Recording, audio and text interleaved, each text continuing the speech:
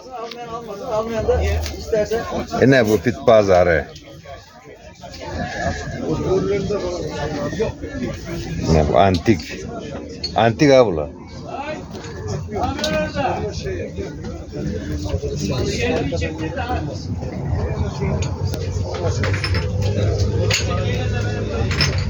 Nereye göndereceğim? Beni çekme yalnız. Ha. Nereye göndereceğim? Arkadaşıma göstereceğim. Buraya mı? Türkiye'de. Türkiye'de de, Rusya'da da, Rusya'dan geliyorlar, Kazakistan'dan geliyorlar. Soruşuyor nerede pit pazar, orada ne şeyler var? Bendim Ankara'nın pit pazarı en bir güzel pazar. Çok güzel, çok güzel. O yukarıda pit pazar bugün çalışmayacak dediler yarın ha? Yarın. Yarın. Neye göre?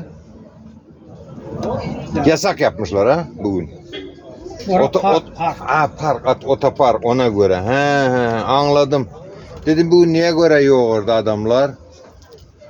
Ha. Çok güzel.